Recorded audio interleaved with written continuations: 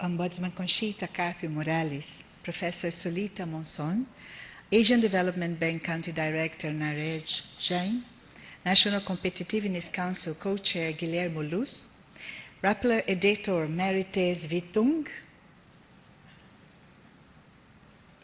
Philippine Institute of Certified Public Accountants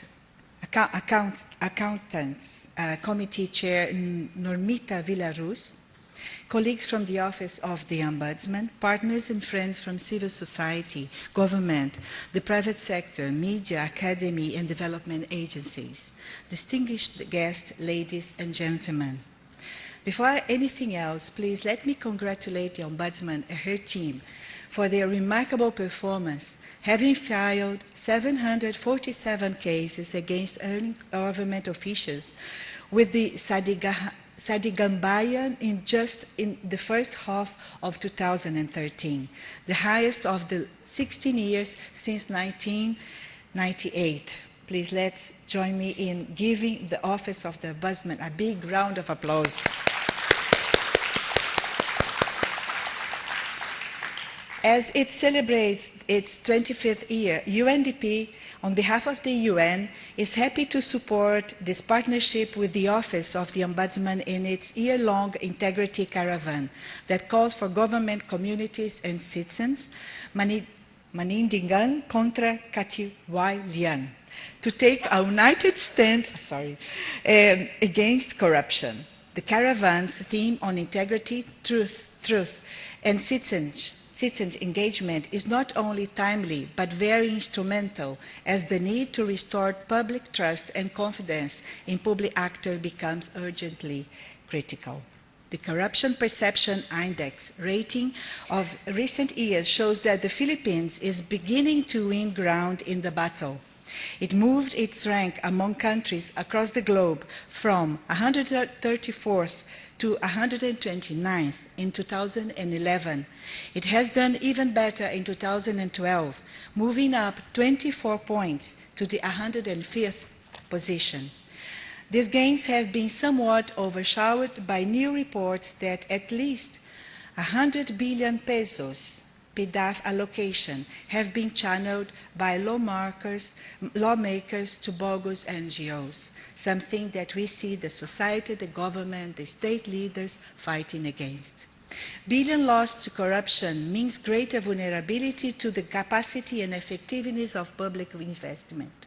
In concrete terms, it means inability to meet urgent internal needs and international commitments, such as the Millennium Development Goals, since corruption also means less classrooms, less hospitals, less kilometers of farm-to-market roads, less medicine and services for communities, less potable water for waterless villages, etc.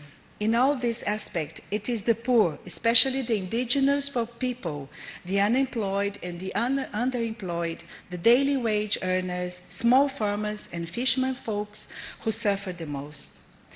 Now, more than ever, it is important for government, private sector and civil society organizations, especially those present here today, to maintain the urgency to strengthen existing institutions and mechanisms to hold government more accountable to the Philippine people in the fight against corruption, if the fight against corruption is to be won. We must understand that corruption is principally a governance issue. Our focus on governance provides the ideal platform for an integrated and holistic approach in combating corruption at all levels. The United Nations Convention Against Corruption, or UNCAC, can play a fundamental role. Adopted by the UN General Assembly in 2003 and ratified by the Philippines in 2006, the UNCAC is a legally binding instrument of concrete anti-corruption measures. These include the criminalization of corrupt conduct, the strengthening of international law enforcement and judicial cooperation, and the provision of legal mechanisms for asset recovery, technical assistance, and information exchange. The UNCAC, therefore, serves as an effective and comprehensive framework by which we can equip, arm, and organize ourselves in the battle against corruption. The Philippines recently conducted its periodical UNCAC review. It was in end of 2012. The outcome of the review process of UNCAC implementation in the Philippines present a huge opportunity for building wide consensus for political and policy reform to address corruption at the national and local levels. Recognize that the issues and the response needed to address corruption are complex. But evidence from specific cases that have mainstreaming it in good governance and anti-corruption measures into sectorial reforms and plans leads to better results. In this way, anti-corruption efforts become more focused and contextualized within the realities and challenges of a particular sector. Each sector has its own vulnerabilities, and customized solutions can better address this weakness. Participatory public finances is another lens that can be efficiently employed to fight corruption. Fiscal policy determines how, where, and to what extent public funds should be made available to achieve development outcomes and commitments. Good fiscal governance through participatory public finance provides the transparent political decision-making process and administrative procedures that put citizens' participation and control at its core, leading to an enhanced transparency, legitimacy, and predictability in public finance processes. Uprooting of corruption is the responsibility of each and every citizen, and that of both the public and private sector.